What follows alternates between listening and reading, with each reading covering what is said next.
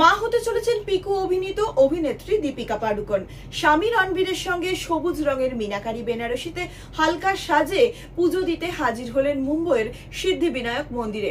গর্ভাবস্থার শেষ দিকে দীপিকাকে কেমন লাগছে দেখুন বিস্তারিত খবরে। মা হতে চলেছেন পিকু অভিনেত্রী। সেপ্টেম্বর মাসেই দীপিকা রণবীরের জীবনে আসবে নতুন সদস্য। মা হতে চলেছেন পিকু অভিনেত্রী।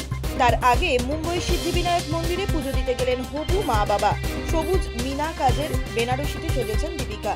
পাশেই সাদা খান শুটে দীপিকার হাত মুঠোয় ধরে রণবীর সিং অপেক্ষায় আর মাত্র কয়েকটা দিন। প্রেগন্যান্সির শেষ ত্রৈমাসিকে রয়েছেন এই অভিনেত্রী। খুব সাবধানে ধীরে ধীরে পা ফেললেন। মন্দিরে যাওয়ার রাস্তায় হাত জোর করে প্রণাম করলেন হাজির সাধারণ মানুষদের মধ্যে। বোঝাই যাচ্ছে এখন আর সাজগোজের এনার্জি নেই। গলা হাত খালি, শুধু কানে দুল পড়েছেন, চুল চূড়ো করে বাঁধা, মেকআপের বাহুল্যও নেই।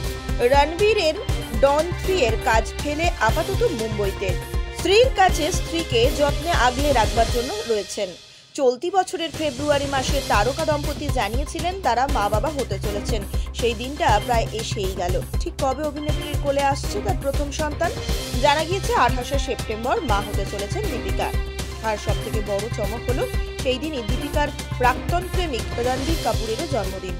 যে কোনো খবরের জন্য যোগাযোগ করুন 7099017330 এবং 7099017110 নম্বরে।